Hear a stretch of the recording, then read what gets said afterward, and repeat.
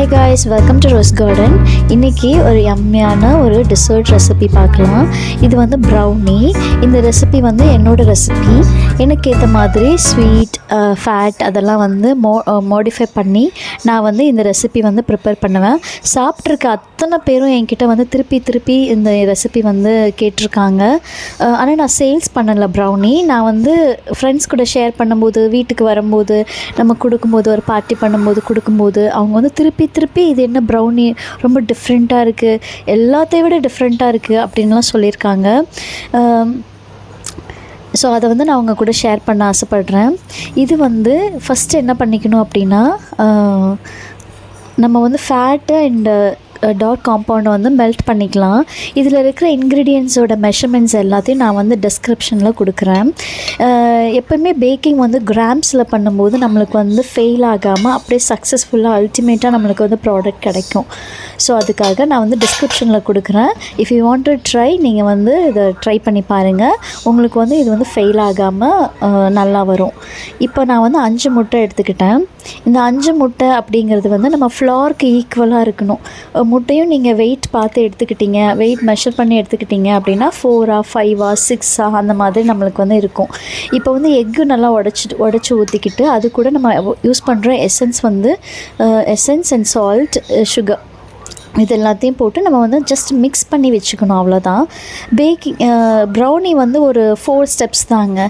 First என்ன அப்படின்னா, நம்ம வந்து ஃபேட் அண்ட் டார்க் காம்பவுண்டை வந்து மெல்ட் பண்ணிக்கணும்.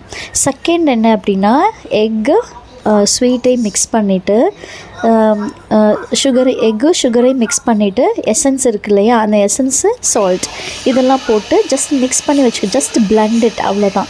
தேர்ட் ஸ்டெப் என்ன அப்படின்னா, நம்ம மெல்ட் பண்ண ஃபேட், டார்க் காம்பவுண்ட், நம்ம மிக்ஸ் பண்ணி வச்சுருக்க sugar, egg, flour, dry ingredients இருக்குது இல்லையா, பேக்கிங் ஃப்ளார், அது எல்லாத்தையும் மிக்ஸ் பண்ணிடணும். ஃபோர்த் ஸ்டெப் என்னென்னா, பேக் பண்ணணும். இவ்வளோதாங்க. பேக்கிங் வந்து ஒரு ஃபார்முலா மாதிரி. நம்ம என்ன யூஸ் பண்ணோம், என்ன ஸ்டெப்பு, அது எல்லாத்தையும் நம்ம ப்ராப்பராக பண்ணிட்டோம் அப்படின்னா நம்மளுக்கு ஃபெயிலே ஆகாது.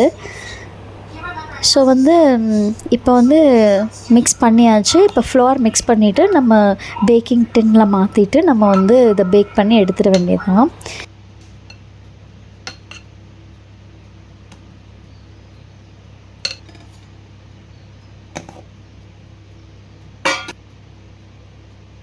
இப்போ கொக்கோ பவுடர், ஃப்ளோர் நம்ம வந்து யூஸ் பண்ணும்போது நம்ம டிரெக்டாக யூஸ் பண்ணவே கூடாது.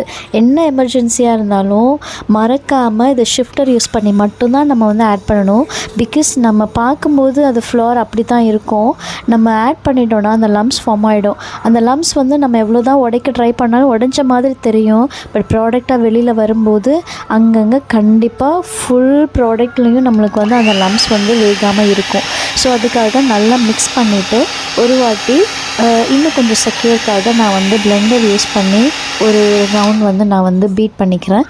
இப்போ வந்து ஈவனாக எல்லாமே வந்து பீட் ஆகிடுச்சு.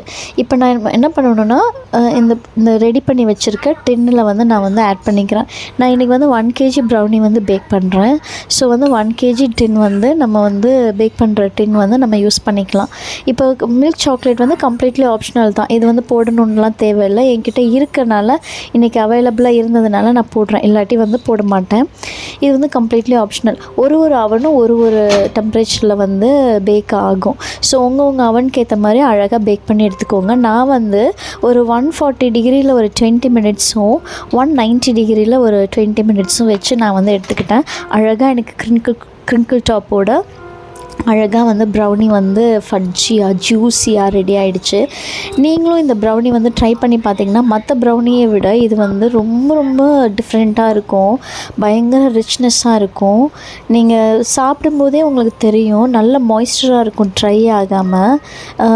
ரொம்ப நல்லாயிருக்கும் கைஸ். ட்ரை பண்ணி பாருங்கள். என்ஜாய். Thank you so much.